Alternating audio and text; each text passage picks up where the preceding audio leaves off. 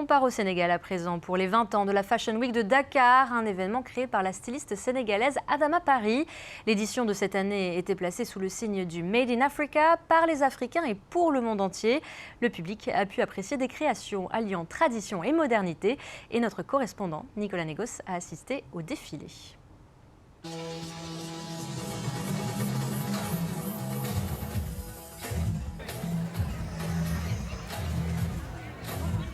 Sur l'île de Gorée, un exceptionnel mix de couleurs, de matières, de textures, mais surtout de créativité propre au continent africain.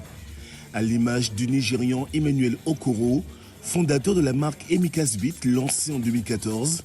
Emmanuel Okoro a présenté une collection qui a plu par son esthétique, mais aussi par la qualité de ses pièces tissées à l'akwete, un textile de l'Est du Nigeria.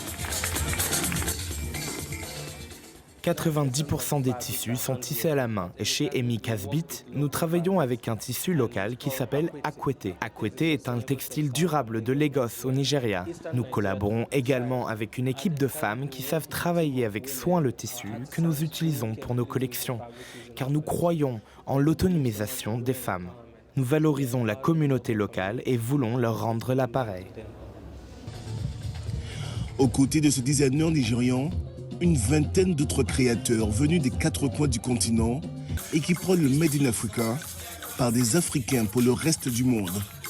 L'industrie de la mode se chiffre à 1500 milliards de dollars à l'échelle mondiale. Et si l'Afrique y contribue, on ignore ce que pèse effectivement le secteur de la mode africaine.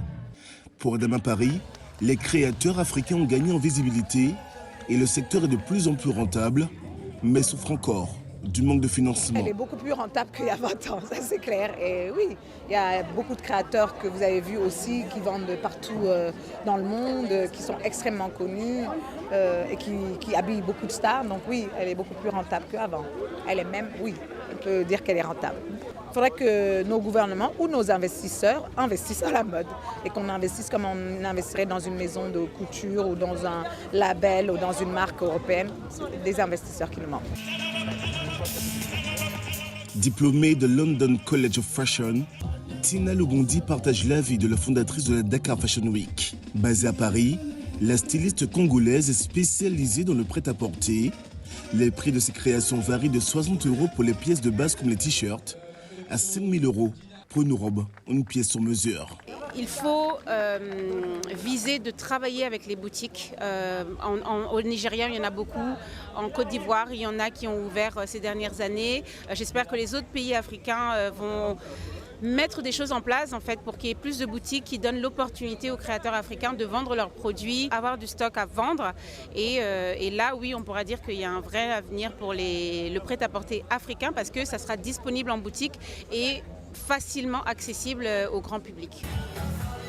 Les aficionados de mode ont envahi Dakar en ce début décembre, car après cette 20e Dakar Fashion Week, Chanel présentera sa nouvelle collection métier d'art demain soir dans la capitale sénégalaise.